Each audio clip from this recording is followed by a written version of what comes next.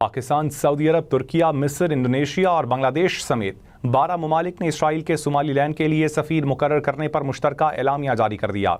اعلامیے میں کہا گیا ہے کہ اسرائیل کے صومالی لینڈ کے لیے ایلچی مقرر کرنے کے اقدام کی مذمت کرتے ہیں۔ یہ صومالیہ کی خود مختاری اور ان کی زمینوں کی علاقائی سالمیت کی سنگین خلاف ورزی ہے۔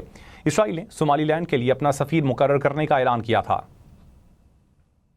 پاکستان، سعودی عرب، ترکیہ، مصر، انڈونیشیا اور بنگلہ دیش سمیت 12 ممالک نے اسرائیل کے صومالی لینڈ کے لیے سفیر مقرر کرنے پر مشترکہ اعلامیہ جاری کر دیا۔ اعلامیے میں کہا گیا ہے کہ اسرائیل کے صومالی لینڈ کے لیے ایلچی مقرر کرنے کے اقدام کی مذمت کرتے ہیں۔ یہ صومالیہ کی خود مختاری اور ان کی زمینوں کی علاقائی سالمیت کی سنگین خلاف ورزی ہے۔ اسرائیل نے صومالی لینڈ کے لیے اپنا سفیر مقرر کرنے کا اعلان کیا تھا۔ پاکستان، سعودی عرب، ترکیہ، مصر، انڈونیشیا اور بنگلہ دیش سمیت 12 ممالک نے اسرائیل کے صومالی لینڈ کے لیے سفیر مقرر کرنے پر مشترکہ اعلامیہ جاری کر دیا۔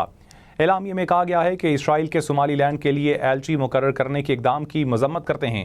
یہ صومالیہ کی خود مختاری اور ان کی زمینوں کی علاقائی سالمیت کی سنگین خلاف ورزی ہے۔ اسرائیل نے صومالی لینڈ کے لیے اپنا سفیر مقرر کرنے کا اعلان کیا تھا۔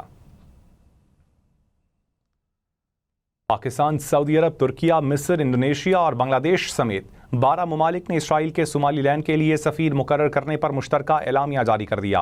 اعلامیے میں کہا گیا ہے کہ اسرائیل کے صومالی لینڈ کے لیے ایلچی مقرر کرنے کے اقدام کی مذمت کرتے ہیں۔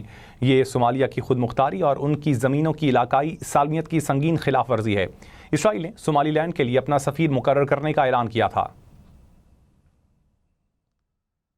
پاکستان، سعودی عرب، ترکیہ، مصر، انڈونیشیا اور بنگلہ دیش سمیت 12 ممالک نے اسرائیل کے صومالی لینڈ کے لیے سفیر مقرر کرنے پر مشترکہ اعلامیہ جاری کر دیا۔